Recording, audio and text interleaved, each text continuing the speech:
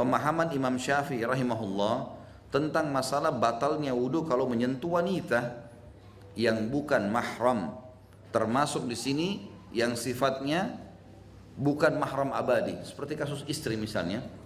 Istri itu akan menjadi mahram selama status istri. Kalau sudah cerai, lewat masa iddah bukan mahram lagi, gitu kan?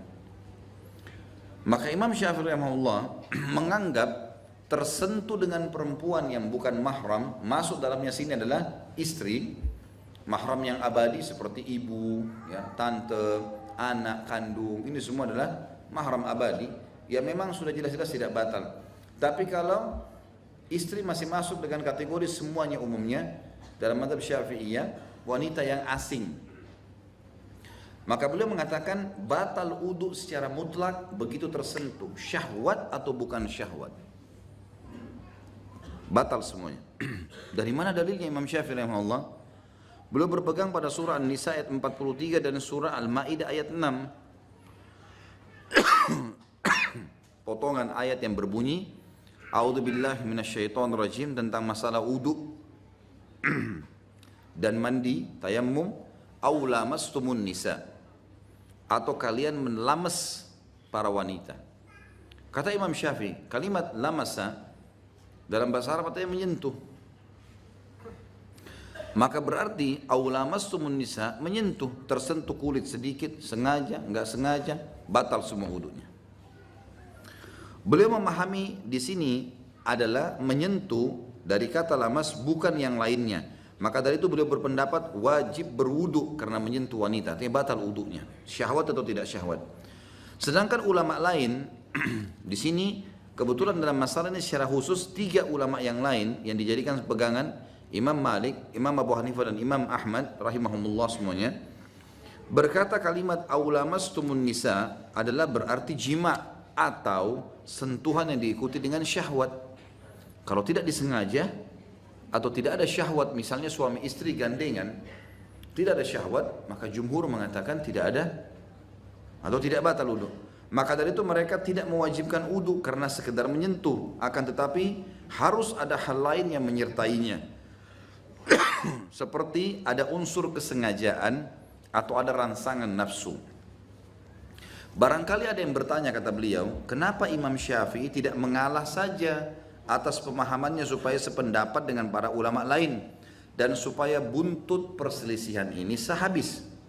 Jawabnya ialah tidak boleh bagi Imam Syafi'i memahami sesuatu dari nas Allah, ayat Al-Quran, yang ia tidak meragukannya sedikit pun lalu mengabaikannya karena adanya pendapat lain atau karena adanya pemahaman ulama lain, sehingga dengan begitu ia berarti mengikuti pendapat orang dan meninggalkan firman Allah. Ini merupakan dosa besar di sisi Allah. Ya, kata beliau, kalau seandainya pemahamannya terhadap nas bertentangan dengan nas sharih, tegas lagi jelas dari Al-Quran dan Hadits, maka jika demikian ia wajib berpegang pada petunjuk nas yang ada dan meninggalkan pemahamannya terhadap lafaz nas yang dalilnya bukan nas sharih yang jelas dan nas yang gamblang. Sebab jika dilalah atau acuhan artinya, ya acuhan dijadikan sebagai pegangan dari dalil qat'i, pasti niscaya tidak satupun kaum muslimin ini yang berselisih pendapat, apalagi para pemuka ulama. Khusus dalam masalah ini teman-teman sekalian, jumhur ulama menemukan sebuah hadis, dan hadis ini termasuk diriwayatkan oleh Imam Ahmad, dan akhirnya setelah Imam Ahmad datang Imam Bukhari dan Imam Bukhari menulis dalam bukunya juga tentang kasus Aisyah radhiyallahu anha yang menyampaikan sebuah statement yang akhirnya jadi pacuhan atau acuhan para jumhur ulama. Bunyinya adalah aku pernah dicium oleh Nabi SAW, kemudian beliau keluar mengimami sholat tanpa berwudu. Maka Imam Ahmad mengatakan ada hadis sharih sampai kepada kami. Maka Imam Ahmad mengatakan makna hadis ini adalah harus dengan syahwat. Kalau Nabi SAW sebagai suami hanya sekedar mencium Aisyah karena bentuk kasih sayang, kayak orang sekarang Indonesia misalnya istrinya cium tangan suaminya kalau suaminya mau kerja, atau sekedar mengecup kedingnya karena rasa sayang dan kasihan, maka itu semua tidak ada sama sekali syahwatnya, tidak batal. Dan dalilnya jelas masalah ini. Kemudian ulama-ulama mulai merincikan. Di akhir hidup Imam Ahmad, Imam Malik, ya maaf, Imam Ahmad dan Imam Syafi'i yang merupakan guru sama murid, dan ini yang paling banyak perselisihan terjadi di antara keduanya. Karena Imam Abu Hanifah itu meninggal tahun 150 Hijriah di tahun lahirnya Imam Syafi'i. Jadi Imam Syafi'i nggak ketemu sama Imam Abu Hanifah. Maka memang tidak terjadi perselisihan yang banyak di sini. Kemudian Imam Syafi'i tidak selisih banyak dengan Imam Malik karena Imam Malik gurunya. Dan Imam Syafi'i menyusun hukum atau kerangka fikir-fikirnya dari kitab Muwatta, karena buku yang pertama dibaca dihafal adalah kitab Muwatta.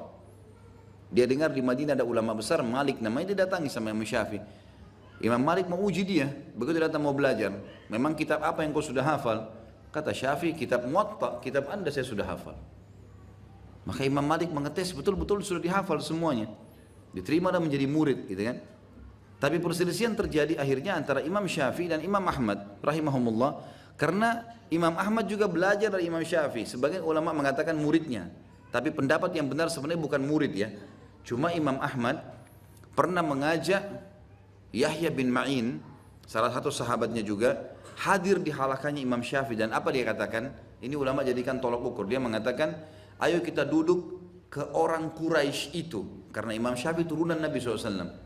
Kita duduk ke orang Quraisy itu karena kita akan mengambil adab dan akhlaknya. Jadi dia hadir di sana untuk mengambil adab dan akhlak dari Imam Syafi'i rahimahullah. Dan Imam Syafi'i pada saat melihat Imam Ahmad datang sering diskusi, berbicara, dan ditemukan ternyata Imam Ahmad ini bobot ilmu dalam hadisnya sangat tinggi.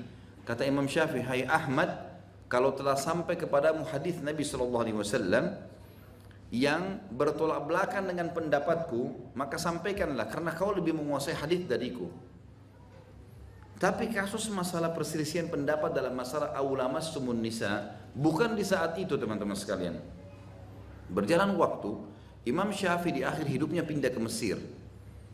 Imam Ahmad tinggal di Irak.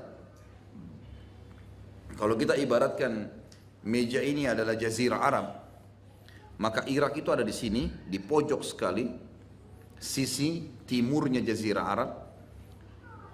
Afrika, Imam Malik, Imam Syafi'i di Mesir, Mesir itu di pojok, di sisi baratnya. Ini jaraknya jauh sekali.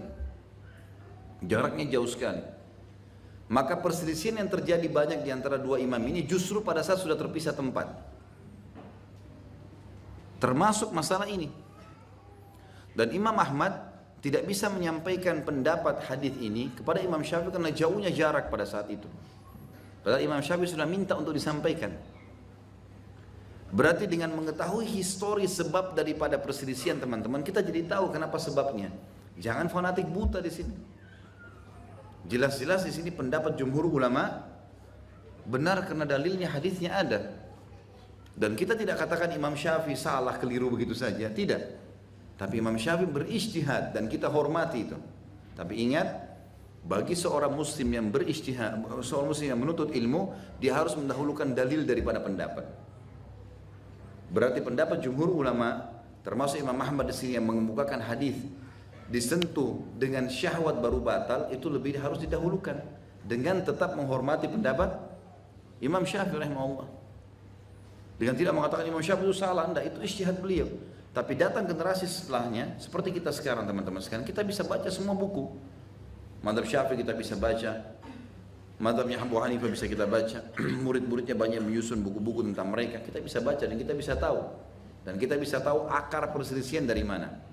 Dan sekarang dalam mazhab Syafi'iyah pun, yang mengembangkan pendapat Syafi'i rahimahumullah, yang mengatakan bahwasanya sentuh itu batal, mereka mengecualikan di tempat tawaf. Kesentuh di tempat tawaf tidak batal. Cuma sayangnya memang ada beberapa negara yang tidak mempelajari ilmu-ilmu ini, artinya tidak mempelajari poin-poin ini. Seperti kasus saya pernah tahun 89 di Kairo, belajar di Mesir. Waktu itu teman-teman sekalian, kalau kami mau belajar fikih, jadi kepala sekolahnya datang. Memang saya masih SMP waktu itu ya. Tapi dia bilang, siapa yang mazhab Syafi'i? Saya sama sepupu saya angkat tangan. Siapa yang mazhab Maliki? Teman-teman dari Afrika angkat tangan. Siapa yang mazhab Abu Hanifah? Ya, teman-teman dari Turki, Eropa angkat tangan. Siapa yang mazhab Hanabila? Teman-teman dari Timur Tengah angkat tangan. Terus kami dipisah kelasnya. Yang madhab Syafi'i ini gurunya, Abu Hanifah sana gurunya. Jadi saya waktu itu pelajari fikih Syafi'i, tidak pernah saya tahu Abu Hanifah bilang apa. Saya nggak, kecuali saya baca buku lagi. Tapi di kelas formal kita nggak pelajari. Jadi ngerucut ke situ. Nah banyak teman-teman yang pulang dari Mesir ini membawa itu satu wajah, gitu kan? Dan akhirnya dianggap oh yang lainnya sudah tidak benar ini. Karena dia tidak belajar itu memang. Setelah kami dapat beasiswa di Madinah, saya lihat guru-guru kalau masuk guru fikih. Saya lihat kok guru fikih cuma satu orang. Syekh ini datang dia lagi. Ternyata dia begitu datang teman-teman dia datangkan. Misal hukum menjual anjing dalam Islam. Imam Syafi'i bilang gini, tidak boleh karena ini dalilnya. Imam Ahmad bilang begini, ini dalilnya. Abu Hanifah. Jadi satu orang ini merangkum 4 madhab. Ini 4 madhab, gitu kan? Dan tidak pernah kami temukan pendapat mengatakan karena harus pilih pendapat yang ini ya. Kan banyak orang bilang Timur Tengah fanatik dengan madhab Hanabilah, Imam Ahmad. Padahal sebenarnya tidak seperti itu. Karena kami alami sendiri. Bahkan saya bisa jamin teman-teman dari S1, S2, S3 semuanya mempelajari keempat madhab itu. Dan dalil-dalilnya semua dipaparkan. Serta di kelas pun dikatakan siapa yang dari teman-teman Afrika, Malikiyah. Kadang-kadang ulama fikih mengatakan ini loh madhab Malikiyah, ini buku kalian. Dalilnya itu harusnya diperhatikan di sini dan ini pendapat jadi didiskusikan di kelas. Sehingga kita betul-betul mengetahui masalah itu. Ini tidak menyalahkan Kairo ya, tidak menyalahkan Mesir segala. Saya cuma cerita pengalaman yang saya miliki. Sehingga tidak ada kesalahpahaman. Nah, teman-teman yang mempelajari dari semua sisi ini, dia akan bisa mengetahui, oh ternyata kekeliruannya di poin ini. Tanpa harus menjatuhkan ulama-ulama yang lainnya. Allahu a'lam.